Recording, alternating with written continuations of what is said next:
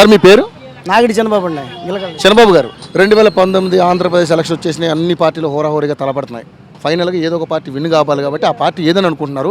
ఈ రాష్ట్రానికి ఎవరు ముఖ్యమంత్రి అయితే బాగుంటుంది, పలానా వ్యక్తి ముఖ్యమంత్రి అయితే మా బతుకులు బాగుంటాయని మీరు ఎవరిని సమర్థిస్తారు? మాకు కావాల్సింది చంద్రబాబు నాయుడు ముఖ్యమంత్రి కావాలి. అలాగా ఇప్పుడు జగన్ వస్తున్నారు, పవన్ కళ్యాణ్ గారు వస్తున్నారు, అందరూ వస్తున్నారు. మీరు ఎందుకు చంద్రబాబు నాయుడు గారిని కోరుకుంటున్నారు? చంద్రబాబు గారు అంటే అనుభవం ఉన్న ఆయనలో ఇవన్నీ మొత్తం తెలుసు. ఈయనకి అనుభవం ఉంది, వాళ్ళకున్న అనుభవం, చంద్రబాబు నాయుడుకు ఉన్న అనుభవం వీళ్ళకి లేదు. మెయిన్ పాయింట్ మాట్లాడేదంటే నేనంటే చంద్రబాబు నాయుడు ఒక రాష్ట్రం అభివృద్ధి చెందాలి అంటే అనుభవమే ఉండాలా, లేకపోతే చేయగల మనసు ఉండాలా? చేయగల మనసు ఉంది ఆయనకి, అనుభవం ఉంది, లెక్కలన్నీ మొత్తం ఆయన తెలుసు. ఆయనే చంద్రబాబు నాయుడు మాకు ముఖ్యమంత్రి కావాలి. ఈ 5 ఏళ్లలో చంద్రబాబు నాయుడు గారు ఏం చేశారు ఆంధ్ర రాష్ట్రానికి? మొత్తం సమస్తం ఒక తండ్రికి ఒక కొడుకు సంవత్సరం పొడుగును భోజనం పెడతాడు. 500 రూపాయలు సంవత్సరం పక్కన ఎవడు ఇవ్వలేడు నెలకి. ఆయన చంద్రబాబు నాయుడు పేద ముసలి వాళ్ళకి 2000 రూపాయలు అలా ఇస్తున్నాడు. అది ఆయనే మాకు ముఖ్యమంత్రి కావాలి. అది కావాలి.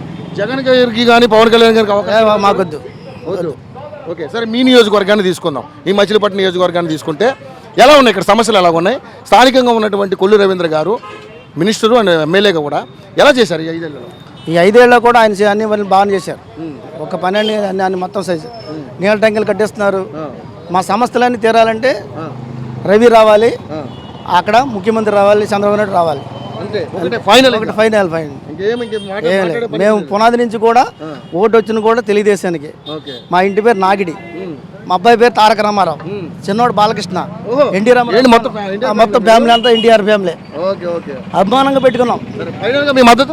మా పద్ధతి తెలుగుదేశమేనండి, తెలుగుదేశం రావాలి.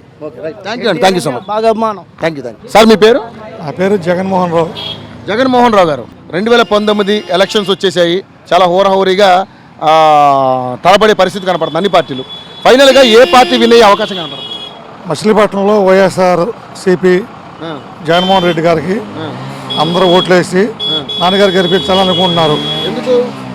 ఆయన చంద్రబాబు నాయుడు గారు ముఖ్యమంత్రి అయిన తర్వాత మచిలీపట్నంలో పోర్టు పరిశ్రమలు లేకుండా ల్యాండ్ పూలింగు 33 ఎకరాల ల్యాండ్ పూలింగ్ పెట్టి 4 సంవత్సరాలు చాలా ఇబ్బందులు పడ్డారు. 9 మండలాల్లో రైతులు 33 ఎకరాల్లోనూ పోర్టు కట్టకుండా, పరిశ్రమలు కట్టకుండా, రైతులు పెళ్లిళ్ళు లేకుండా, అప్పులు తెచ్చుకోకుండా, కనీసం స్థలాలు కానీ ఇళ్ళు కానీ తనఖాకి వెళ్తే ఈ పనికిరాని కాగితాలు ఎందుకు రా బాబు మీరు పొండా అనే పరిస్థితికి తీసుకొచ్చి ఆ రోజున నాన్నగారి మండలాల్లో పల్లెటూరులో తిరిగి ఏంటి బాబు మీరు కంగారు పడకుండా మేము ఉన్నాం, మన పార్టీ వస్తుంది, మాకు ఈ పొలాలు వద్దు, 4800 ఎకరాలు మేము పోర్టు కడతాము అని అందరూ భరోసా ఇచ్చి ఆ రైతుల్ని ఓదార్చి మరి అంత ఆయన కానీ లేకపోతే వాళ్ళ రైతుల దగ్గర ఈ 4.5 ఏళ్ళలో చంద్రబాబు నాయుడు రైతులకు ఏం చేయలేదా? ఎక్కడ చేశాడండి? ఏం చేశాడు చెప్పండి? ఏం చేశాడు చెప్పండి?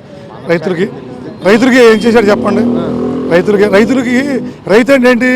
2 ఎకరాలు ఉండేవాడు రైతు 10 ఎకరాలు ఉండేవాడు రైతు అవుతాడా? 10 ఎకరాలు ఉండేవాడుకు రుణమాఫీ, 20 ఎకరాలు ఉండేవాడు రుణమాఫీ. 2 ఎకరాలు చేయండి, ఆ డబ్బు లేనివాడు ఖర్చు పెట్టండి. ఏ పార్టీ అయినా కానీ, ఒక వైఎస్ఆర్సీపీ కాదు, ఇంకోటి కూడా కాదు. 20 ఎకరాలు ఉండేవాడు రైతు అండి. 20 ఎకరాలు ఉండేవాడు బిల్డింగ్లు, ఆస్తులు, సాఫ్ట్వేర్ ఇంజనీర్లు ఉన్నారండి. వాళ్ళ 2 ఎకరాల వాళ్ళకి తీయండి, తీసి రుణమాఫీ చేయండి, సంతోషపడతారు. మరి ఆయన పెట్టినటువంటి పశువు కుంకుమ పథకం కానీ, వృద్ధాప్య పింఛన్లే కానీ, వితంతులకు పింఛన్లే కానీ ఇస్తున్నాడు కదా, ఇవన్నీ కూడా మంచి పనులు కాదంటే? పశువు కుంకుమ పని తప్పని అంటలేదు. డోక్రా మహిళలో వడ్డీలు కట్టారు, ఆ వడ్డీల్లో కొంత తీసి మళ్ళీ డోక్రా వాళ్ళకి ఇస్తున్నారు. అది నిన్న కూడా టీవీలో చెప్పారు ఎంతంత వాళ్ళ వడ్డీలు కడుతున్నారు అని. అసలు అలా కాదండి, వడ్డీలు, రుణమాఫీలు, పశువు కుంకాలు, డ్రైన్లు, రోడ్లు, డెవలప్మెంట్ బోర్డు ఉంది. పశువు కుంకం ఇస్తేనే అభివృద్ధి అవ్వాల. పశువు కుంకం లేనోడికి ఇచ్చారు. 5 ఏళ్లలో ఏం అభివృద్ధి జరగలేదా? మా మచిలీపట్నంలో మ్యాక్సిమం జరగలేదండి. రాష్ట్రం మాకు ఎందుకండి, మాది బందరు. మచిలీపట్నం గురించి మాట్లాడండి. సరే, మచిలీపట్నంలో తీసుకుందాం. మరి కొల్లు రవీంద్ర గారు 5 ఏళ్ళు ఏం చేయలేదా? మాకేం అభివృద్ధి కనపడతలా. అదే బైపాస్ రోడ్డు ఉంది, దానికి ఇంతవరకు 4 ఏళ్ల తర్వాత మనం మొదలెట్టారు. ఏ రోడ్డు వేశారు చెప్పండి? 10 రోడ్డు వేశారంటే సరిపోతుంది. పోర్టు ఎక్కడండి? పోర్టు అని ఎవరన్నారు? పోర్టు ఏం చేస్తున్నారు? పోర్టింగ్ ల్యాండే ఇంకా కొనలేదు. ఇంకా రైతుల వల్ల శంకుస్థాపన చేస్తారు, రాజశేఖర రెడ్డి గారు చేశారు. రాజశేఖర రెడ్డి గారు చేశారు, అంతకుముందు చేశారు. శంకుస్థాపన చేస్తారు, ఏముంది, ప్రతి ముఖ్యమంత్రి శంకుస్థాపన చేస్తారు. సార్ ఫైనల్ గా ఈ రాష్ట్రానికి సంబంధించి ఎవరు ముఖ్యమంత్రి అయితే బాగుంటుంది మీరు అనుకుంటున్నారు? నాకు తెలిసి జగన్ ముఖ్యమంత్రి అయితే బాగుంటుందండి. ఇక్కడ నాన్నగారు గెలవాలండి, అది అవసరం అందరికి. నాన్నగారు గెలవాలి, మచిలీపట్నం ప్రజలకి నాన్నగారు అవసరం, ప్రజలకి పక్కానా? పక్కా 100%. అన్న మీ పేరు? నా పేరు తిరుమలరావు అంటారండి. నా పేరు తాతీలు. తిరుమలరావు గారు, 2019 ఎలక్షన్స్ వచ్చేసాయి. ఆంధ్రప్రదేశ్లో అన్ని పార్టీలు హోరాహోరీగా పోటీ పడే అవకాశం కనపడుతుంది. ఫైనల్గా ఈ రాష్ట్రానికి కాబోయే ముఖ్యమంత్రి ఎవరు వస్తే బాగుంటుందని మీరు అనుకుంటున్నారు? ఏ పార్టీ అధికారంలోకి వస్తే బాగుంటుందని మీరు అనుకుంటున్నారు? నాకు ఒక 5 నిమిషాలు టైం ఇస్తే వివరంగా చెప్తాను. చంద్రబాబు నాయుడు గారు సీనియర్ నాయకుడు అన్నారు. అసలు ఆయన ఢిల్లీ పెద్దలు మన దగ్గర రావాలి, మనం ఢిల్లీ వెళ్ళక్కర్లేదు అన్నాడు ఎలక్షన్ ముందు. అసలు ఎవరైనా మనం ఏది చెప్తే చేయాలన్నారు.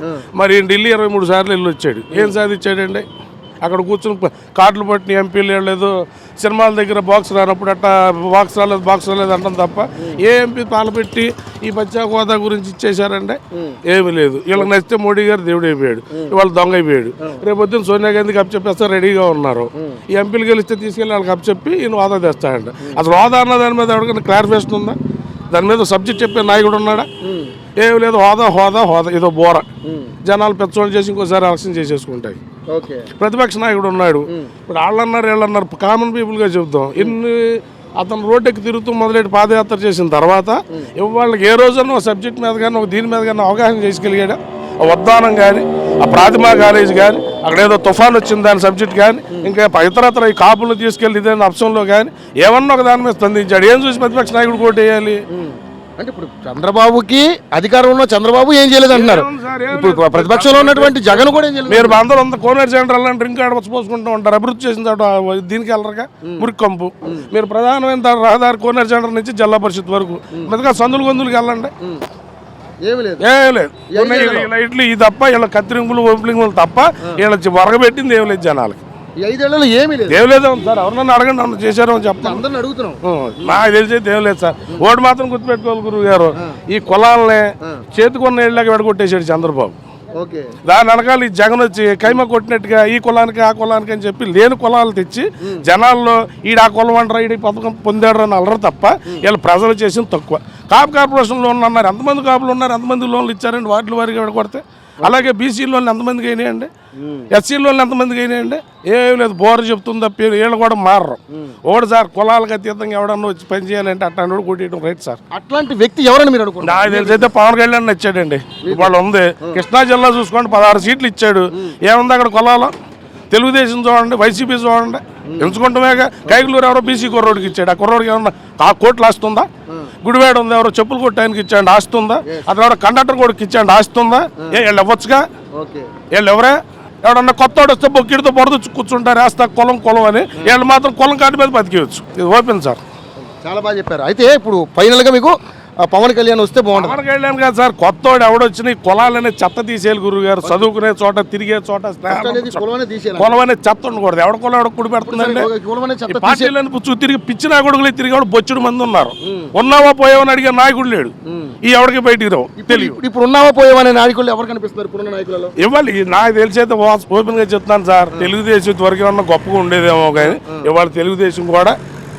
ఎందుకంటే నేను 17 సంవత్సరాలు అందులో పనిచేశాను. 1 సంవత్సరం నుంచి తిరుగుతూ మానేశాను. ఓపెన్ గా చెప్తాను, ఏం ఉండదు అక్కడ.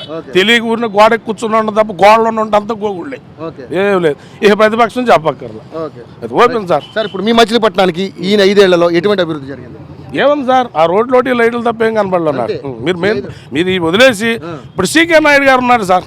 ఆయన క్రికెట్లో పెద్ద ఇది అంటారు, నాకైతే పెద్ద అవగాహన లేదు. తీసుకెళ్లి డ్రైనేజ్ మీద పంపెట్టారండి వీళ్ళు. ఒకసారి వెళ్ళి మీరు జిల్లా పరిషత్ వినాయకుడు పక్క వెళ్తే సీకే నాయుడు బొమ్మ ఉంటుంది, ఆ చుట్టూ చెత్త పేడగల తప్ప ఏముండవు. ఒక క్రికెట్ ఆడితే గొప్ప వ్యక్తి అని చెప్పి నన్ను తీసుకెళ్లి పెండపోగుల దగ్గర పెట్టారు.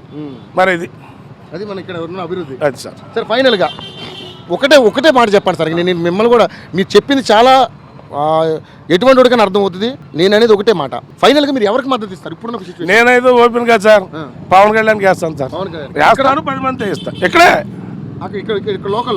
లోకల్లోనే సార్. ఆర్కే రామకృష్ణ గారు కొత్త ఆయనకి ఇచ్చారు, అది చెప్తూ మర్చిపోయాను సార్. మరి అతనికి ఏమన్నా కష్టపడి అతను చాలా పైకి వచ్చాడంట. మరి నాకైతే పూర్తిగా తెలీదు. రాత్రి ఏదో మీటింగ్ అతను కూడా ఏం ఆస్తులు ఏమంటారా? అతను కష్టపడి సంపాదించాడు, తప్పు చేసి సంపాదించింది ఏం కాదు కదా. అతను బెటర్ అనిపిస్తుంది ఉన్నవాళ్ళ మీద. ఫైనల్ గా మీరు పవన్ కళ్యాణ్ గెలిపించారు. Okay sir, right. Thank you sir, thank you so much. Hello, మిమ్మల్నే.